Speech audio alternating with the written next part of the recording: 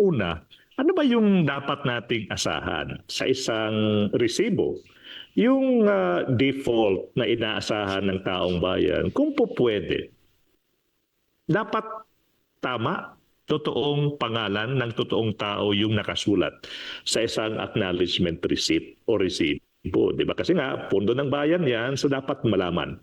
Malaman ng taong bayan sino ba yung nakatanggap ng perang iyan. Pangalawa, kailanman po ay hindi po sinabi at wala pa pong sinasabi yung Vice President o yung kampo niya kung alias ba yan o totoong tao, di ba? Kaya nga sabi ni Jay, that was a golden opportunity po para sa depensa na once and for all sagutin yung tanong na sila po yung makakasagot. Mary Grace Piatos, yan ba ay alias o yan ba ay pangalan ng isang totoong tao? Unfortunately, na-miss po ng depensa yung oportunidad na iyan. Sabi nila, we will answer that when the time comes. Sabi ng taong bayan, ako, almost 2 years na, hanggang ngayon ba, wala pang sagot.